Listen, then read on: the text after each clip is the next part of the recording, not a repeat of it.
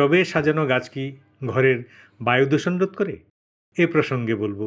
এ প্রসঙ্গে চমৎকার চমৎকার কথাগুলো জানতে হলে সম্পূর্ণ ভিডিওটি দেখুন ও শুনুন।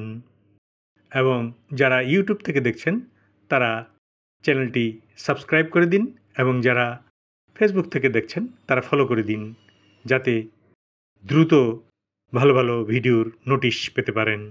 টবে সাজানো গাছ কি ঘরের বায়ু দূষণ রোধ করে? ড্রয়িং রুমে, ডাইনিংয়ে কিংবা একেবারে অন্দরমহলেও অনেক সময় আমরা জীবন্ত গাছ লাগিয়ে সাজিয়ে রাখি টবে। বিভিন্ন সময়ে তাতে পানি দেই, পরিচর্যা করি। মনে মনে ভাবি এতে আমাদের অন্দর থাকছে দূষণমুক্ত। ভাবনাটিতে ভুল রয়েছে অনেকখানি।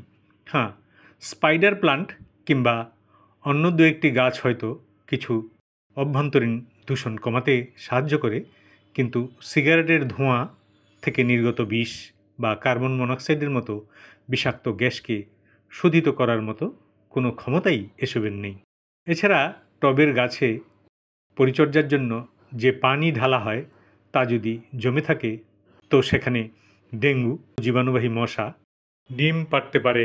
মাটি যদি স্যাঁতসেঁতে থাকে তো সেখানে ফাঙ্গাস এবং অন্যান্য অ্যালার্জেন, যা থেকে শ্বাসকষ্ট হতে পারে, তা জন্ম নিতে পারে।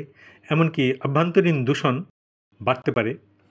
এসব থেকে এ ধারণা হওয়া ঠিক নয় যে বাড়তি কোনো ধরনের গাছই রাখা যাবে না, তাহলে সৌন্দর্য বিঘ্নিত হতে পারে। এখানে শুধু এইটুকু বলা হলো যে ঘরের গাছপালা দূষণ রোধে তেমন কোনো কাজ করতে পারে না।